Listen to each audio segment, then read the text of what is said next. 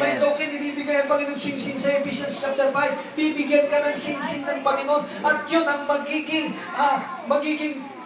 tipanan ninyong dalawa.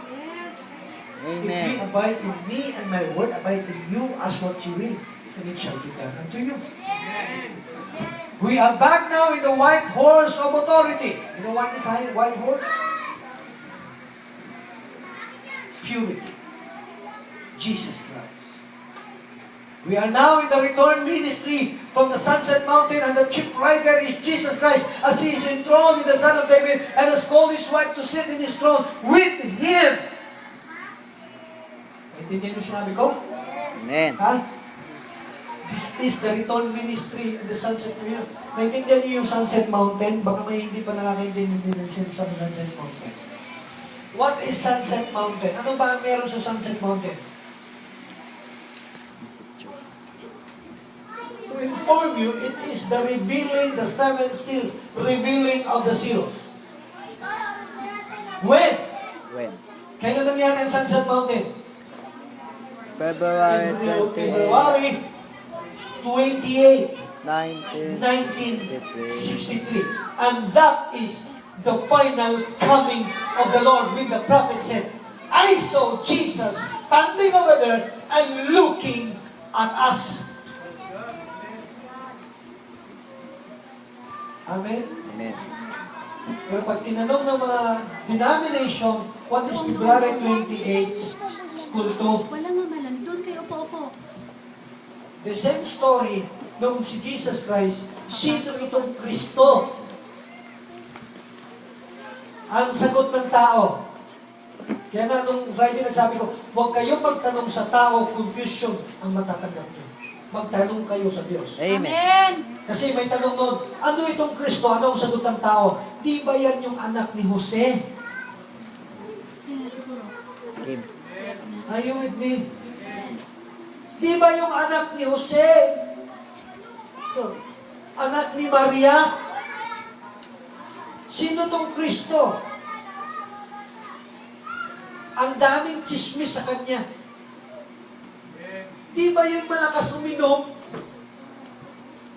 At malakas nabasa niyo yung Bible na yun, verse na yun? Amen. Baka hindi binabasa sa inyo para maintindihan niyo.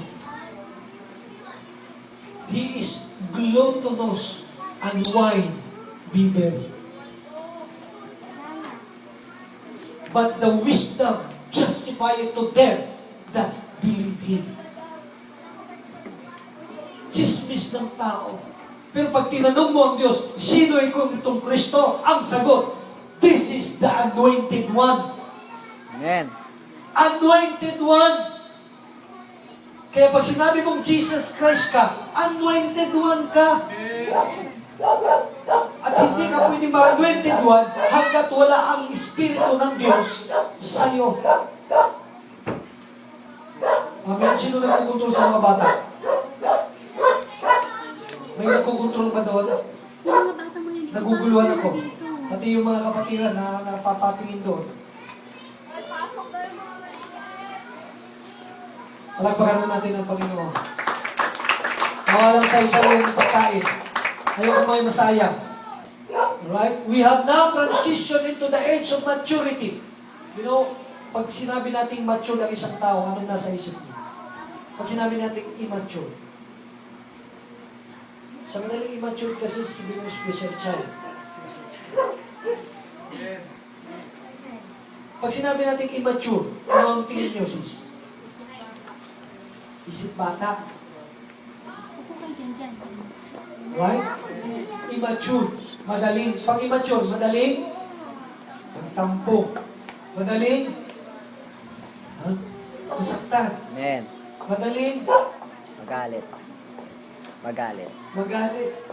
Ano pa? Madaling basta madaling siya mag-react ng mga negatibo.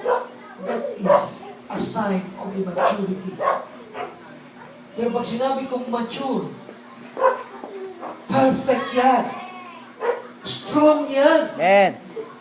Right? Nakakaunawa yan. Amen. Amen. Amen.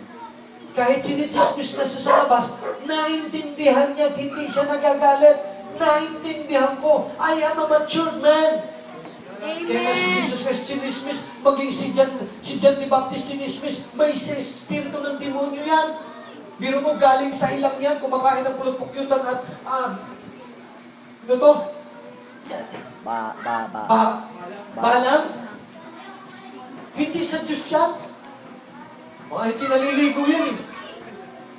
Galing ba naman sa ilang? At ang suot na damit barok, tapos sumaharap doon sa mga mahahabang damit na nakaputi at binibless ng mga tao at sumigaw, kayo sa mga lahing ulupong. Kaya pinakahuling inabot ni Juan, ano? Sino nakakalam? Nilagay ang kanyang ulo sa plato. Amen. Oo. Sige, sumigaw kayo may mga lahing ulupong. Di ba? Ulo nyo, papatong sa plato. The propitiation of our Redeemer was enough and He put it in our hand to board the train. Para makasakay ka sa train, kailangan mailagay yung singsing, yung token.